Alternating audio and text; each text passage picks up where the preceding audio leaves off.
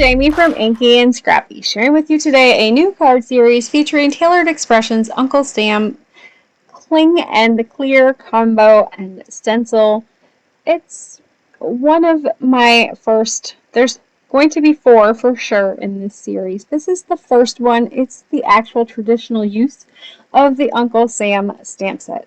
Now, you know how I am. I like to find different uses for it, and I was not planning to go with this one for my first card from my tailored expression grab bag, but it just kind of spoke to me. So I actually did this one closer to the 4th. It was probably a week and a half after the 4th of July when I finally got around to doing these. And so I figured I would share them with you. And we'll explore how many ways Jamie can use the Uncle Sam stamp set for cards that, you know, I'm stretching it. So this is not my normal stamp style, like maybe way back 20 years ago. I'm not great at doing the clear or the cling and clear combos, like trying to line up the solid stamps that go inside the stamped image. It was difficult for me.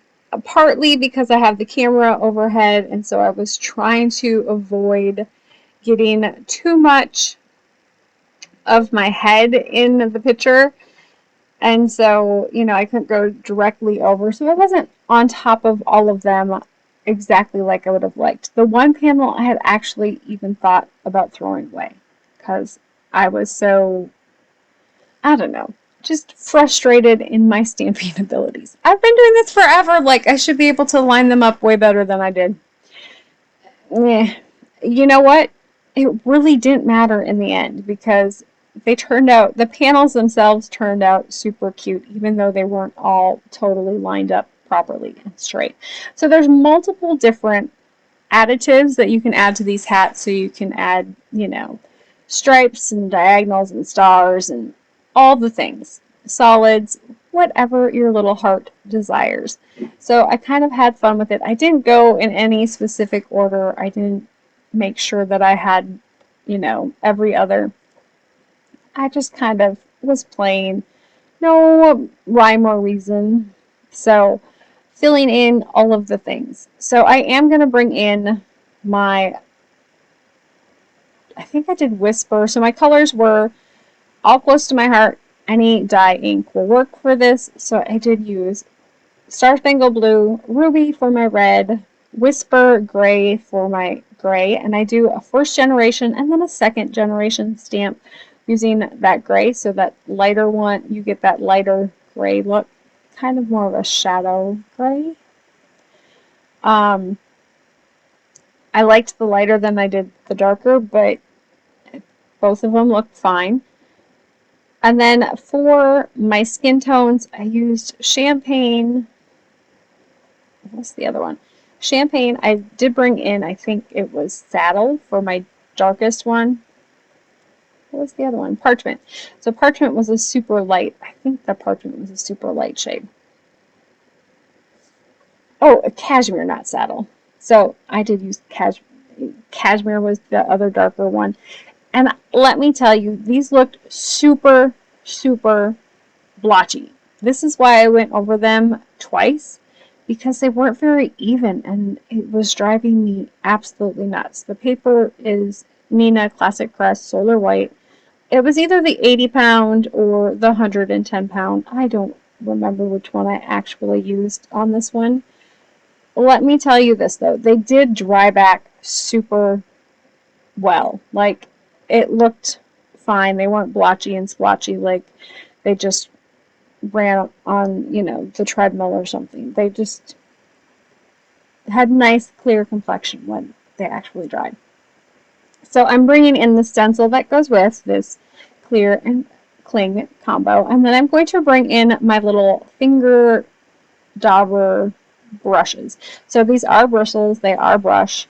They're not an actual sponge dauber, so they're a bristle dauber, and they look really fun to play with. I think I've played with them maybe once before, and I just thought this would be a good one to use because I needed a smaller base, and so they worked very well for this kind of stencil. So it's kind of like, I don't want to say a firework, but it's kind of similar to a firework on the stencil. And I wanted to do little bits of color here and there with this one.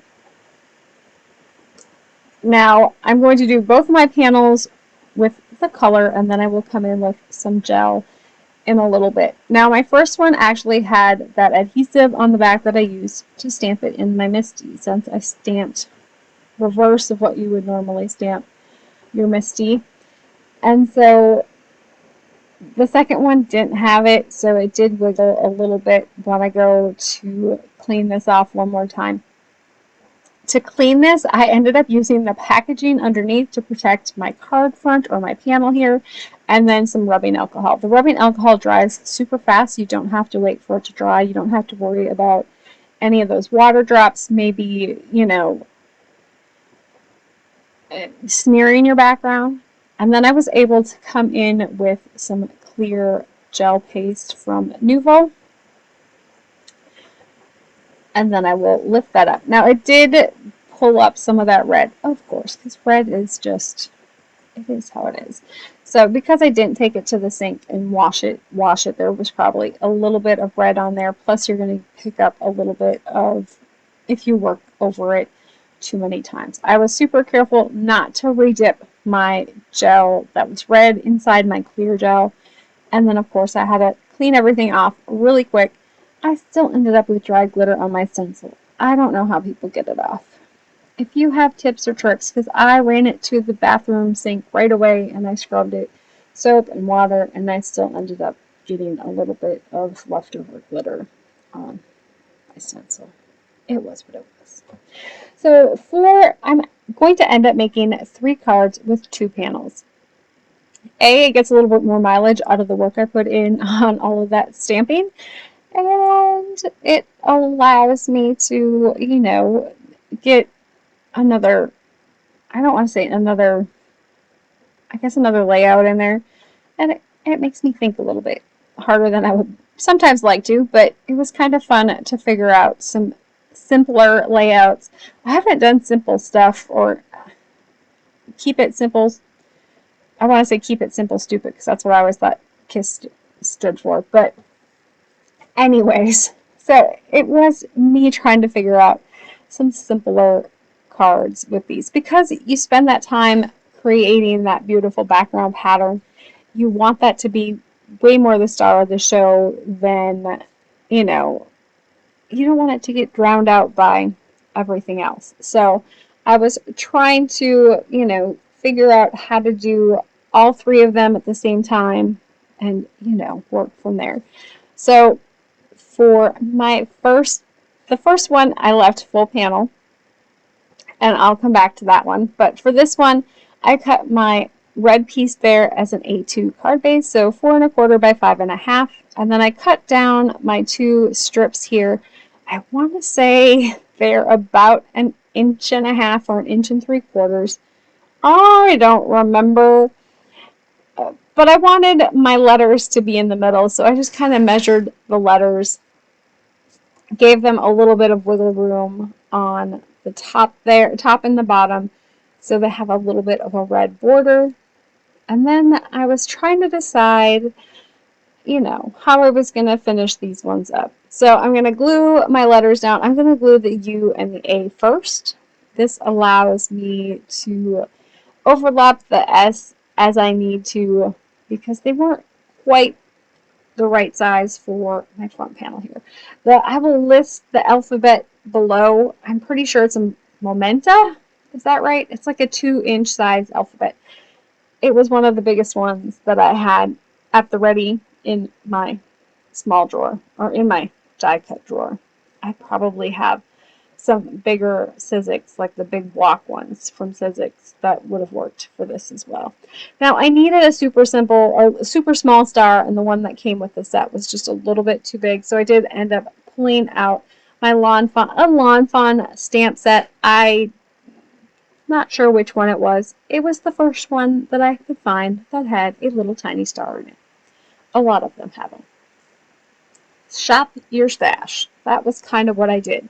So for the second one, I am just gluing that base piece onto, or my panel piece onto a red base and then a blue base. So my blue base is that 4 1/4 by 5 1/2. The red base is a 1/4 inch smaller than that. So 4 inches by 5 1/4, and then my panel was cut down to 3 3/4 by 5. So a 1/2 inch smaller than an A2 size panel for my actual decorative panel. And then I'm going to pull out some more of those letters. I just ran it through multiple times in blue and red and then white cardstock. So because it was close to my heart inks, I could use my close to my heart papers that match or coordinate with those colors. Yes, when I did close to my heart, that's kind of why I did close to my heart, just for the discount for the solid paper. Yeah, I know. It was, I probably have paper for, I really don't need to ever buy any more paper. I have tons of paper. Some of my favorite colors are getting low though, so I'm going to have to find replacements soon. And then I kind of going back and forth. Did I want to do the red, white, and blue in all 3 of the letters? I was worried that the white was going to get kind of lost, but I think with that red outline, it does okay. What do you think? Does it get lost? I think it's okay.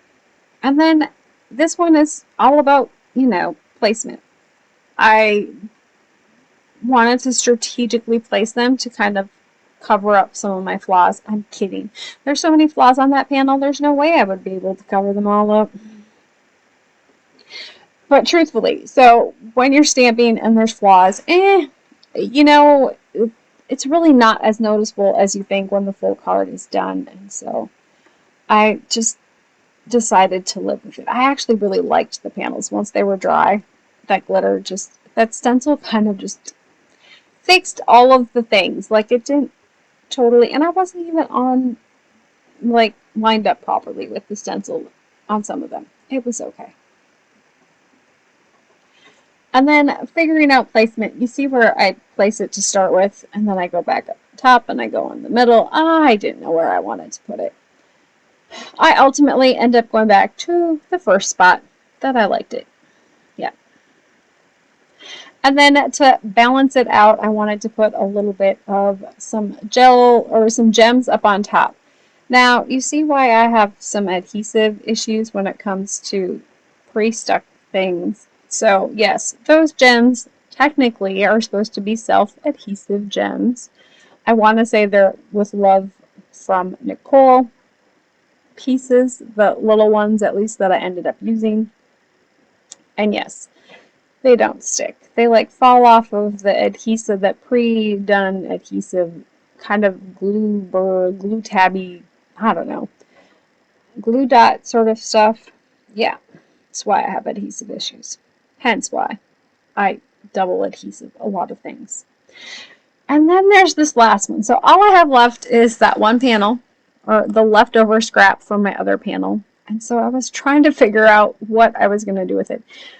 I'm telling you, simple, clean and simple cards are just really hard for me. It's just not something I normally do anymore. And so I second guess. I love the look of them when they're all done. I just hate having to do them. It is what it is. So I'm going to do just a couple of, I do come in with a little bit of a wet cloth. It will dry back clear so you don't have that goobies on the top there. Once it dries, it's fine.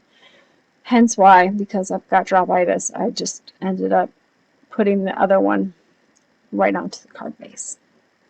And then I'm just going to trim off the overhang pieces here. You could do a full panel piece there, but I like to conserve cardstock where I can. It's that frugalness in me, I guess. I don't know. And so I decided to do some stamping right on that panel, of course, because everything's already glued down, right? Let's freehand it on top of it. So I do look over the top on this one to line it up properly. I think it ends up being just a little teeny tiny bit crooked, but you know what? It's fine. And then I'm coming in with some Brutus Monroe Alabaster White embossing powder, and then I will heat set that on top. So heating it from the front and the back will help with any warping that you might have. And Close to My Heart paper is like 65 pounds, so it's fairly thin, and it does warp a little bit. But once you have it all glued down, it's usually just fine. So I am going to come back in with that little tiny star and do a couple of stars up on the top corner, giving it a little bit more balance there on that other corner. So once these are all done, I'm still trying to decide if I wanted to add something to that one. And I do at this point decide that yes, I'm going to add just some sentiments on just those teeny tiny little stars and striped sentiment. So each one of the sentiments in that cling or that clear stamp set make it onto a card front. And there's my first series of cards for my Uncle Sam stamp set and stencil combo. Stay tuned for the next 3 for sure. I get a little inventive, so I hope to see you back here soon, and make sure to like, subscribe, comment if you want. I love to read your comments. I read them all. I try to comment back. So have an amazing rest of your day. Keep getting inky. Bye!